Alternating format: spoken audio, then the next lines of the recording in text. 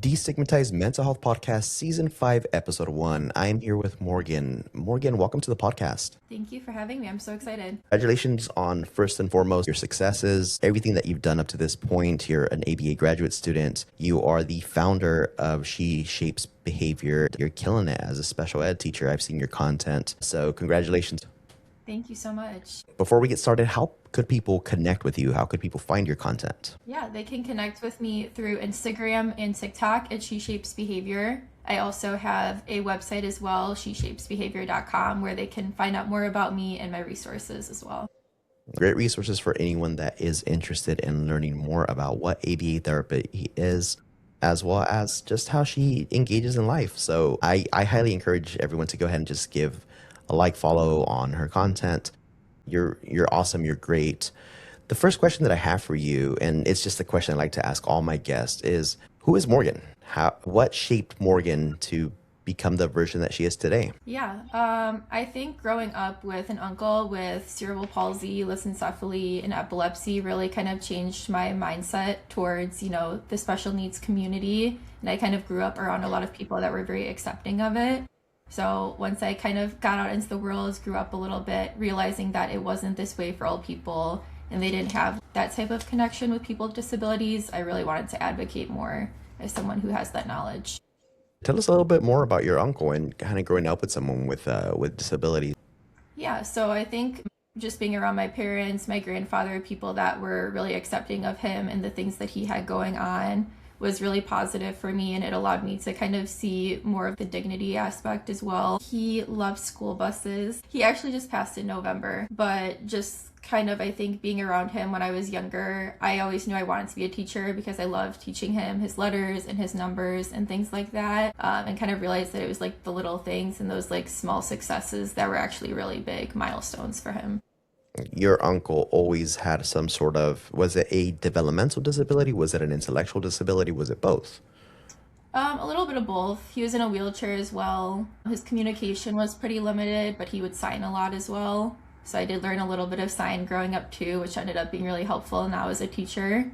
But yeah, he taught me a lot, taught me that, behavior is communication, that words aren't everything, and he can show a lot of his feelings through his actions as well. Right. So school buses were one of his big pastimes that he loved to go ahead and enjoy doing. Anything else that he loved? Were there any, sports or activities being, given his limited range and being able to go ahead and do certain activities? Were there things that he enjoyed doing that he loved? Yeah, he loved learning. He loved going on the school bus. That was one of his favorite parts of the day.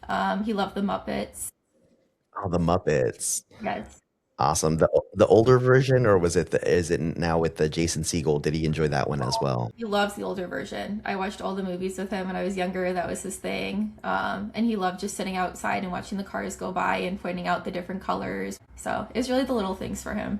But I think that's what made him so special to me.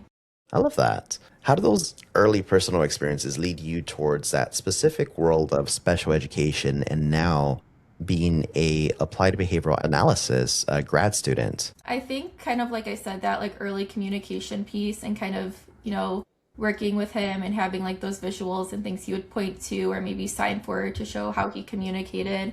I really fell in love with kind of looking at those little light bulb moments and seeing those little successes, and they were such a big deal to me.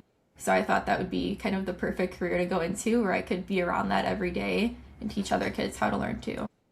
So teaching other kids how to learn and play, that kind of led into your career path towards being a special education teacher. How long have you been a special teacher? This is actually my second year. Last year I taught 7th grade, and then this year I'm teaching 8th grade. But I'm teaching more of what we call like a life skills classroom. So it's a little bit more severe needs. We focus a lot more on like the functional piece, which really aligns with all of my ABA stuff I'm learning in school as well. Yeah. Without mentioning any names, could you share any stories or specific students or families that you've worked with where you saw a breakthrough that really pulled your heartstrings? Was there a moment that taught you about power, compassion, support that maybe doesn't exist in nowadays, where it's just so hard to even have that level of sympathy and empathy. Yeah, I actually have this year, I have all boys. I have 6 boys this year. And one of them, he recently had a heart transplant. He has hearing aids, and he was just diagnosed with cystic fibrosis. So he's on a lot of different medications. A lot of things are kind of moving around and changing. And his parents have been really struggling with how to work with him at home when he doesn't want to wear his hearing aids, or he'll argue about certain things. But they feel so bad for him with everything that he's been through. So I've been kind of working with them pretty closely on developing like a behavior plan for him, and kind of showing them what I'm doing in the classroom that's, I think that they could, adapt and modify to have in the home setting as well. And the more that we've been doing it over the past few months, she's seen a lot of progress, and she's finding it so much easier to connect with her son. So I think it's just like those little functional pieces making the parents' lives a little bit easier and enjoyable as well really matters to me. Gotcha. You're in Chicago, you're in Illinois. So I'm in California. The way that it works here is to become a special education teacher, it's really no joke. You have to go ahead and go through, of course, your classes. And at times on our end, you have to go ahead and get additional credentialing. Is that kind of the same thing in Illinois? We have like one license that we need to get, and it qualifies us for K through 21. So it's a pretty wide range, but a lot of our courses are about, IEP paperwork, data collection, understanding different types of disabilities and how to work with kids with those different needs. So it is pretty intense. So I'm assuming that is 100% separate than the ABA graduate coursework that you're doing now.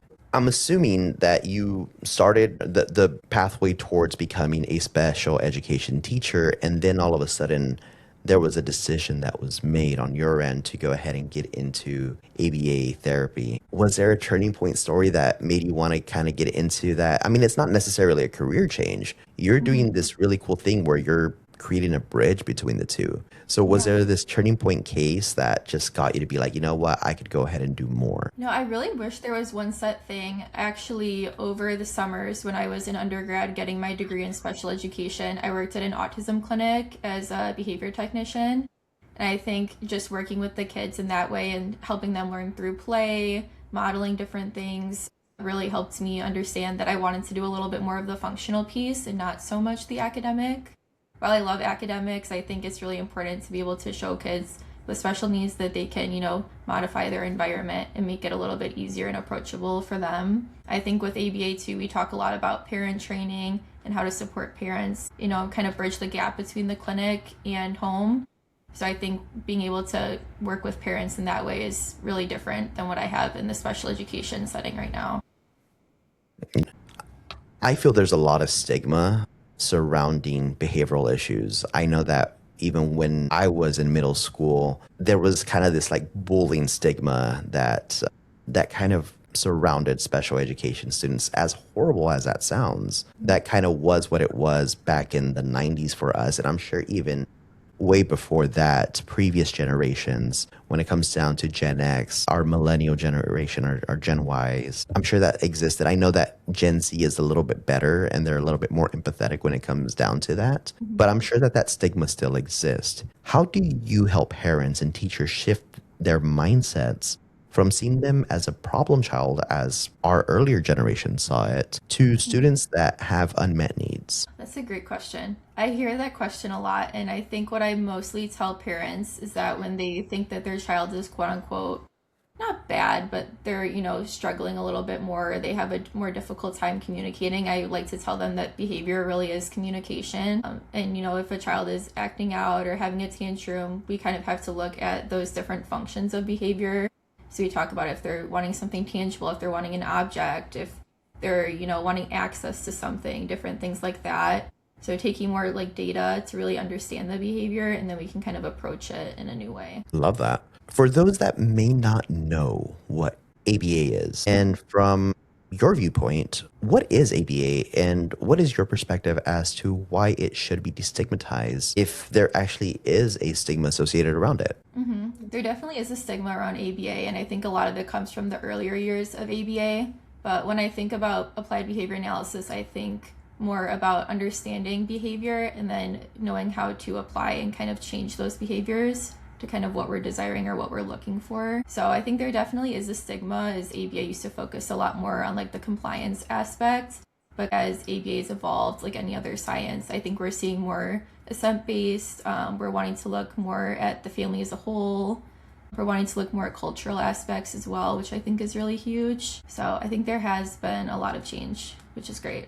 For sure. When we talk about culture, that's one of the big components of my podcast. Me being Mexican American, the ABA component has definitely been something that has really been underutilized throughout the years. It has been considered more of a mental retardation in a sense. And within the culture, a lot of us are just the term that is used. And again, this is so incorrect. And this is the term that I definitely want to go ahead and work on destigmatizing in the Spanish Latinx community is being called a mongolito. And it's such a horrible term that has existed, but a lot of the culture is they'll keep it in house and they really won't deal with those problems. And it just becomes very difficult for not just the families, but just the individual, that because of that stigma that comes associated with our culture, what ends up happening is that when these youth become adults, they don't learn these life skills to go ahead and live independently without any sort of supervision.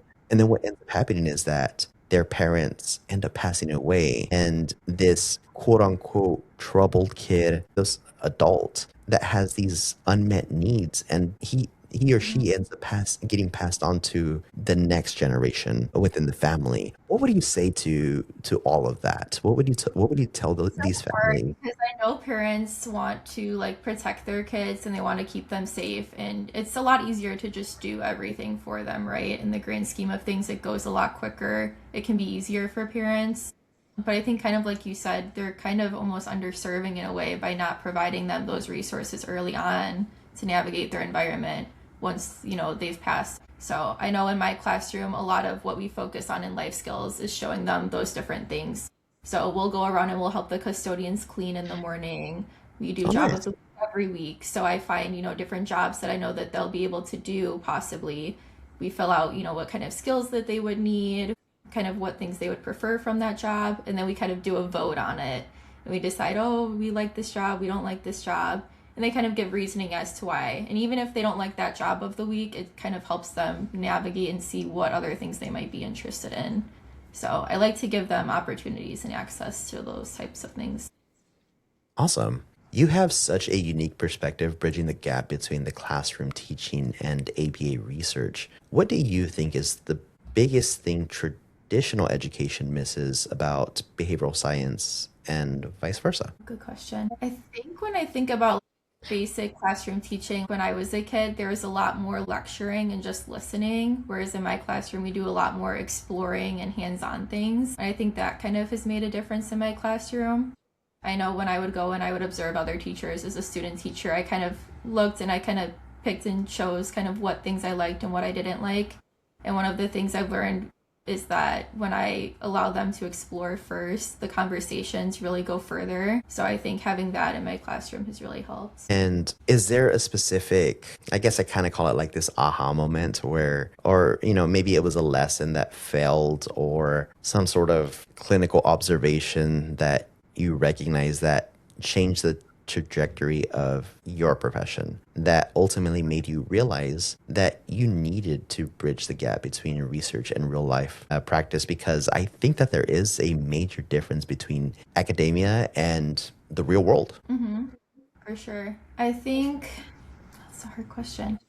I think whenever I used to work on a team last year, this year for life skills, I'm kind of on my own since I have all of the eighth graders. So last year I was on a team and everyone knew that I was studying ABA and I had a little bit more of that behavior brain going, that they would come to me and be like, I don't understand. I can't figure out why they're doing this. I think we just need to like get through the year. And that's where I was like, man, like we really need more, we need more data. We need to do more research.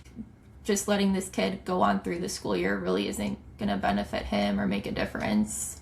So just kind of realizing that we need more people advocating for research and data.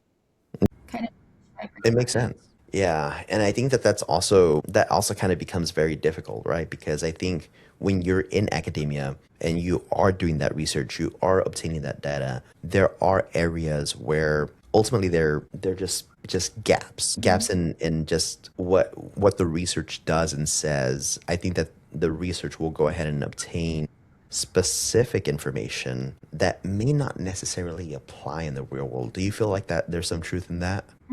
All the time. Yeah. Anything that you've kind of experienced that you're just kind of like, maybe whether there's some screening tools or whether they are some things that it's just like, man, maybe this necessarily doesn't apply, but this is the best that we have out there.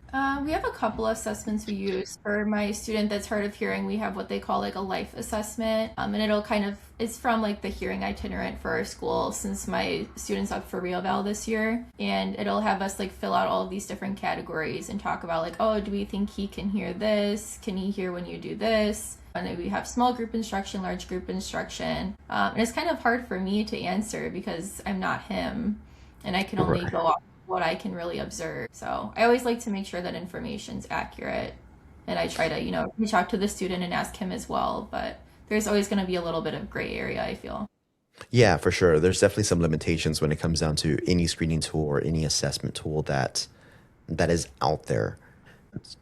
Yeah, and from your experience, the field of ABA has faced criticism, to be honest, from being too rigid in the past. Was there a specific experience that convinced you that the future of behavioral sciences must be rooted in autonomy and quality of life rather than compliance? Yeah, I think I actually work with a boy that's a year younger than me now, and he has a rare form of Down syndrome. And I've been gaining my fieldwork hours.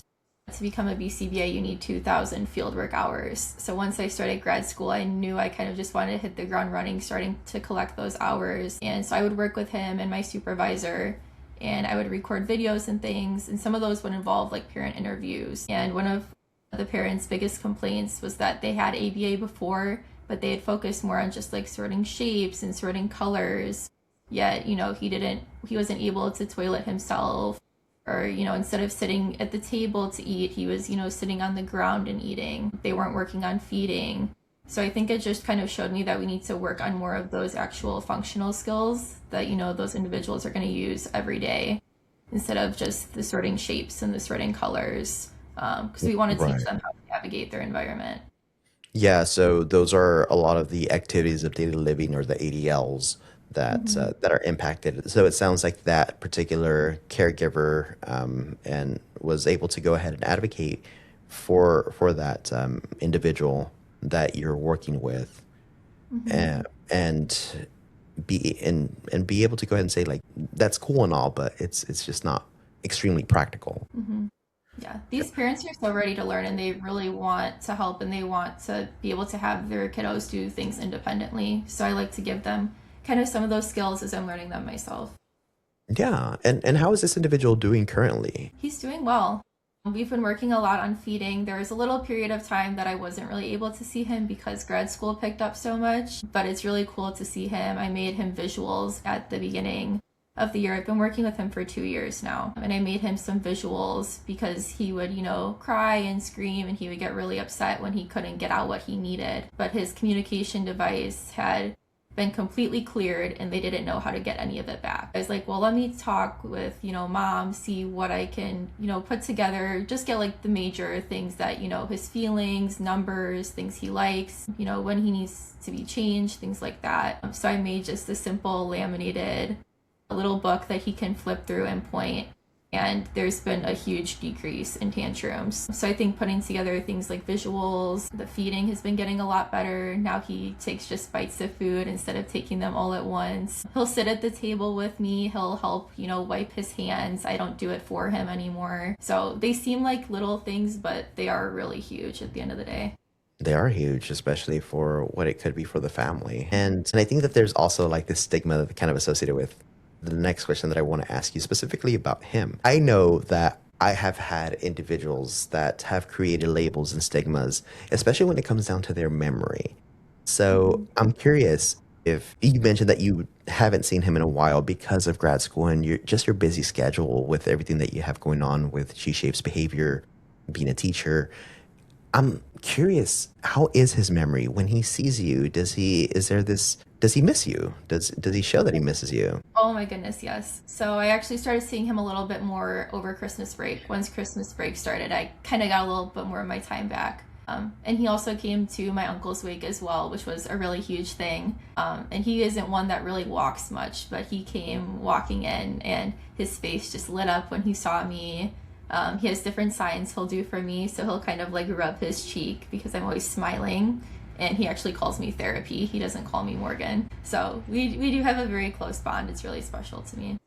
Yeah, so his memory is not impacted. What would you say to the individuals that I know that have these negative labels regarding their long-term memory that they may not necessarily have feelings, or it's a different type of feeling compared to what we have because we're a little bit more quote unquote able-bodied and have a longer term. What would you tell these guys? Yeah, I think when we think about like memory, we think more about like the neurotypical person, but I do think that people that are, on the spectrum or have disabilities have their own way of, showing that they care and showing affection and things like that. And he's one of the people that I think shows the most emotion out of anybody that I know. I come to see him and he'll be sitting waiting at the door looking out the window for me. So I really do think there is a lot more depth than people, think or assume when they think of people with disabilities, and I really want to change that stigma. Absolutely. I 100% agree with you. One of the reasons why I created this podcast to be able to go ahead and change a lot of those perspectives. For me, it's being able to go ahead and talk to those people directly and being able to go ahead and call them out and let them know that, hey, hopefully we could go ahead and expand, the closed-mindedness that was, and be able to go ahead and not necessarily that it may be closed-mindedness. It may just be a little bit of ignorance because they may not necessarily know or be educated when it comes down to the subject matter. Absolutely. I think that's a big part too. If you don't really have, I was lucky to have, my uncle at such a young age and things like that. But a lot of people don't have that sort of experience. So when they do, I know I have a sub right now currently that's in my classroom, and he is not really familiar with working with kids with disabilities. He usually subs in more of the general education classrooms, but now he loves working in my setting and, doing the small group and getting to know the kids. So Right. I Absolutely. think, Simply because you don't have the knowledge doesn't mean that you may not necessarily be willing to learn. absolutely. Yeah. And I'm sorry I interrupted you. You were going to say something. Oh, no, you're all good.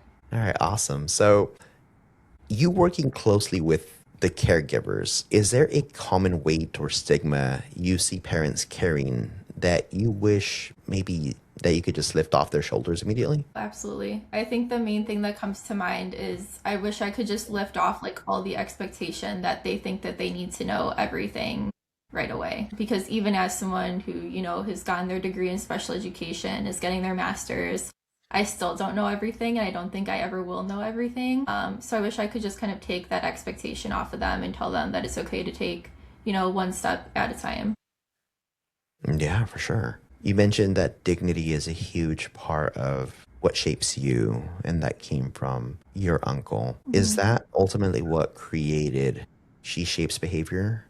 Or what ultimately inspired you to start that platform? And what does it mean to you to make behavioral science compassionate rather than just clinical? Yeah, I think the dignity aspect is definitely a portion of it. I know I'll post, some recordings of me working with my friend that has Alzheimer's syndrome, just to show people that, there is a lot of love there and there's learning that happens, and kind of showcase those little milestones that are really big to me. But I think what really started She Shapes Behavior was kind of breaking down the science of ABA to make it more understandable, I guess I would say, to parents, caregivers, and grad students too, that are kind of working on those same topics that I'm working on. You went from being a bachelor's level candidate to a teacher to a founder. What was the final straw or specific spark that made you realize just being a teacher wasn't enough and that you needed to create She Shapes Behavior to reach a wider audience? I know I love working with my students and kind of, opening their minds to different sorts of academic concepts, but there were so many things in my classroom that I do that I was like, I feel like this could really benefit other teachers if they implement this in their classroom or if they try using this behavior strategy. So I think just being able to kind of reach that wider audience and kind of showcase and also hear from other creators too as well that can give me ideas. So I think really just that networking aspect. Yeah, talking about just even creators, how have they been a part of your life as it relates to She Shapes Behavior? Yeah, one of my first supervisor actually, her name is Christina Torres with ABA Made Easy, and she was kind of the one that inspired me to kind of start disseminating ABA content on social media. I think working with her has really just opened a lot of doors for me and shown me how many different areas I can use ABA in. So she's been really great. It's also just been really great to bounce ideas off of other BCBAs that are in the field, especially as I'm working on my thesis this upcoming semester.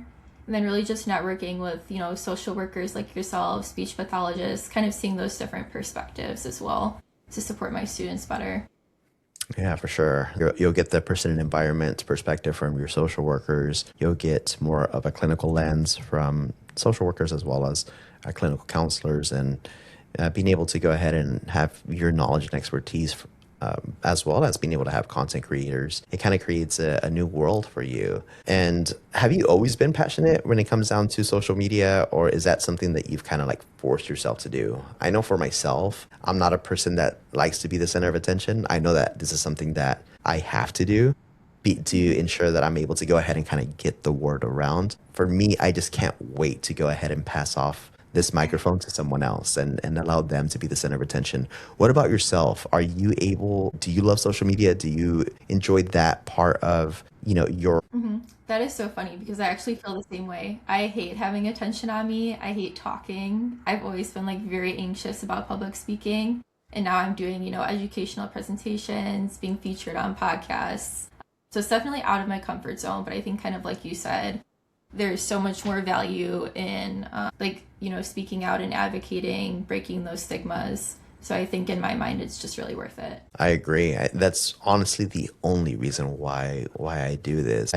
At the time of this recording, I decided to go ahead and create this mixer social that I have no idea how it's going to go ahead and pan out. And I'm just thinking to myself, what am I doing? I know that this is needed, but I also I also know that being a founder is a really important thing to do, because I'm proud of what I have created with my platform, and I'm sure you feel the same with She Shapes Behavior. And being a founder, that's never going to go ahead and be taken away. But whenever the next person kind of comes along, the next generation to what you've created, I'm sure that's going to be the highlight for you. Wouldn't you agree? Yeah, it's really special, especially when I have other, grad students reach out to me through DMs and they ask me for advice. And I get kind of touched by it, and I realize like, oh, I do have, the knowledge, like this is in my scope to be able to share, and it's a really rewarding feeling. Yeah, absolutely. Being able to go ahead and just share that knowledge, because at the end of the day, that knowledge I don't think it's ours. I just think that it should be shared. And I think that's why I do this. And I feel you probably do it for the same reason. Absolutely. Yeah. I think this is great. I love breaking stigmas. So. Awesome. This could be heavy work. When you encounter a situation with a child who is being misunderstood or essentially mistreated by the system, how do you personally process that emotion while staying professional and effective and having to show up for not just your clients, but just everyone else? That is so hard. It really is heavy work, especially, depending on, the client or the student. I had a student that had a lot of, family things going on last year that really impacted his learning. And it was really hard to, take that home and process it. And I think therapy's really helped me with that. I'm a firm believer in therapy, and I've been doing a lot more thinking before I talk, and I tell my students that too, because it does make me angry when I, see kids that are being mistreated, or when just their communication is misunderstood. So I like to kind of jot down kind of what I'm feeling and why. And then I kind of circle back to it, whether that's a few hours later, a day later, and then I address it. I feel like my communication just comes across a lot better, and I'm a lot more effective that way. Gotcha. That's awesome. What else do you do for yourself? What does self-care for Morgan look like? Good question. I love going to coffee shops and kind of just journaling and putting my thoughts down onto paper. I like spending time with my family, my friends. Yeah. Awesome. As we wrap up, is there one key message or piece of advice that you want our listeners to take away from today about destigmatizing mental health and neurodiversity? And if you do have that message, what would it be? I think I would just love them to take away that, behavior is communication and there's no really one true way to show an emotion. People show their emotions in various ways, and, people with disabilities have a lot more abilities than what's, on the outside. There's a lot more to them. That's kind of just what I want to highlight on my page. Awesome. Morgan, I like to be very just honest. For me, I'm a very straightforward guy, and I'm not a podcast host by design. I am a social worker. I ensure that I provide clinical practices. So one of the things that I definitely like to ask my guests is if there's something I didn't ask you that maybe you wish I would have asked you. I think you covered everything I was hoping to cover. My past couple ones that I've done, I've gotten a lot of the same questions, and these ones really made me think, so I appreciate that. Yeah, no, I'm, again, maybe I think I'm built a little bit different when it comes down to my way of thinking. For me, it's about being able to go ahead and break barriers versus just kind of being able to kind of come up with just the common questions. And I'm sure, and not to bash on the previous podcast, the way that I got introduced was through the Sync Self with Jesse. He was the one that linked me to you. And I loved your podcast. I think that he did a great job at with your guys' interview. So, but yeah, I just like to go ahead and kind of get into a lot of the nitty gritty stuff that a lot of people are maybe afraid to go ahead and ask. And again, this is the design of this podcast for sure. I think it's awesome. So once again, Morgan, how can people connect with you? Do you have a website? Do you have social media? Where could I send people how can I send people your way? They can connect with me on TikTok and Instagram at She Shapes Behavior. I also have a website as well, sheshapesbehavior.com, where I get a little bit more into my services. I offer IEP consultations to parents, where I will kind of allow them to send me, their IEP draft for their child. I'll kind of mark it up, and then we'll have a little conference about it. I also do brand partnerships. I'm working with, those smaller businesses, a lot of them that are, run by individuals with special needs. And I also do educational presentations, kind of breaking down that ABA jargon for parents, for organizations. Awesome. For us as clinical social workers in California, we're limited to California. Are you able to go nationwide? Are you able to consult with families in ways, or are you specific to the state of Illinois? Absolutely. I offer my consultations, my IEP consultations through Zoom, as well as my educational presentations. Yeah, so nationwide, you're able to go ahead and go everywhere. Awesome. This was Destigmatizing Mental Health Podcast, Season 5, Episode 1, highlighting ABA, special educations, and everything in between with Morgan. You can share this episode and listen to past episodes of Destigmatizing Mental Health Podcast on Apple Podcasts, Spotify, or wherever you listen to podcasts. Morgan, thank you so much. And you can also stream this episode on YouTube. So Thank you. This was so much fun.